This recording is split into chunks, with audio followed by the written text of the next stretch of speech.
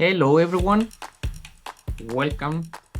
I hope you had a fantastic week and that you are ready to start this new course. We have a fairly long session ahead of us. When I told you that we're going to compress a lot of one decade into, or a few decades into one course, this is it. So I need your complete attention. Okay, this is important. This is the foundations. And most of these concepts will be carried out to more advanced things that we are going to review on the final sessions of this course. Okay, so this is not for historical reasons. This is to set the foundations. So as usual, to ask a question, you can raise the virtual hand so I can reply to you in order. Remember, don't interrupt myself or each other. If you have noise in the background, mute your microphone. So let's start. And you have to tell me. So today's session is called Intro to Language Model and Traditional Language Modeling. Okay, so let's start. This will be the outline of this session. We're going to review natural language processing, then go to language modeling, unigrams, bigrams, TF, IDF, and then neural networks for language modeling. Okay, so let's start. By definition, natural language processing is the design and analysis of computational algorithms and representations for processing natural human language. And let's focus on the word natural here, because it is meant to be applied to analyze speech and natural speech, meaning that things that we say, for example, I like to give homework, or I like to sing during class. Okay, those are ways of, those are sentences that people say, and we as humans have the ability to understand each other. Granted, we have to speak the same language, but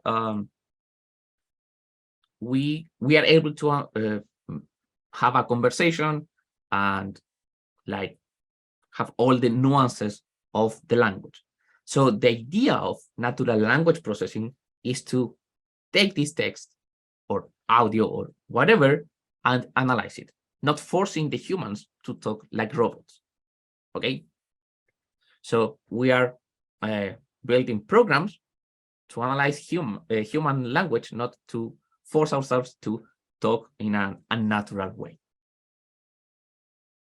Okay, so today we heavily focus on language modeling, which is modeling the human language, because of a few reasons.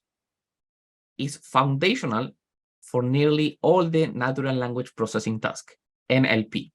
Okay, as I said in the welcome session, we are modeling a sequence, okay, a sequence of words.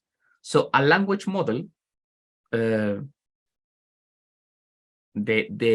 concepts behind a language model can be applied to any type of data, of sequential data, not just text. So that's also important. You might say, hey, but professor, I don't want to work with words. I like to do analysis of astronomical time series, you might say. And I will tell you, the same ideas and concepts can be applied to those other time series. Okay. And also, and this is very, very important, we have data. Okay. If you recall, the development of machine learning is not only because of GPUs or new algorithms, which in fact, those are not that new, but the amount of data that we have at our disposal. So that's thanks to the internet. We can get a lot of text from the internet that comes from people. So these are a few reasons not all the reasons, but enough to put all our attention into language modeling that we're going to define now. So what is language modeling? So we're going to provide a definition, applications, and then talk about some concepts related to it. Now, regardless of how we model the sequential data, we can estimate any time series as follows. Okay, so the probability of a sequence of tokens is the multiplication of the individual conditional probabilities, which means that for the word T, it will depend on all the previous words that we show. Okay, and that's understandable because we talk from start to finish. Okay, and since we are computing the probability of all the different tokens, we have to do the multiplication here. So we call this probability the joint distribution because we have the probability of all the different variables. And this is the conditional probability. If you don't know, we are estimating the probability of this random variable, fixing the values of the previous one. Okay, this is it. This means that we fixed the past. And we have to multiply it to compound everything. Now, let's put some example. If we want to know the probability of the next unseen Sesame Street character, so we have Elmo, Cookie Monster, and I cannot remember this name. If one of you can, please help me out. So we have 3 scenes with 3 different characters. Okay, so let's put probability into this. Before that, let's remember some basics. When we write this probability, okay, we are actually saying that the first random variable will be Elmo and the second random variable will be Cookie Monster. Okay, and we can decompose each probability as the multiplication of the conditionals. Okay, so we go from a 2-dimensional distribution to the multiplication of 2 unidimensional distributions.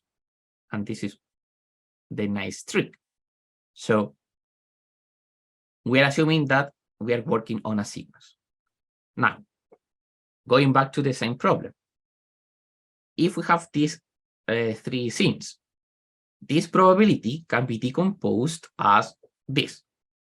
So the probability of the scene 1, then the probability of Cookie Monster, given that we had Elmo before, and then the probability of the green guy, given that we saw Cookie Monster and Elmo in the previous scenes. So this is fairly straightforward, right? And with this, we can get a number on how likely that is going to happen. So you might be asking, why do I care about estimating this probability? And the reason is, if I have the probability, I can estimate unseen events. Okay, so having learned the language model means that we know the behavior of the sequences. Okay, so we can make predictions. Okay, so the same thing happens when we train any machine learning model. We learn how to, let's say, do classification, and when we put a new image, we can make the classification again. This is exactly the same. When we learn the language model, we know the behavior of the sequences. Okay, now, if we have a sequence of length n, okay, and this is arbitrary, we can find the most likely event. In other words, the n+1 term in the sequence. So now we have Elmo, Cookie Monster, and we have this random variable, which is not yet defined. So we can compute the probability in the same way. We have the probability of Elmo, then Cookie Monster, given that we saw Elmo before, and then we have the probability of the scene 3, given that we saw the previous characters. So this will be a function, obviously, on this variable, and we will be able to estimate the most likely event. For example, the mode, the median, or any other measure. Okay, so this is great. We can not only learn the behavior of the sentences, but we can also predict what is going to happen in the future, given that we saw a chunk of the past.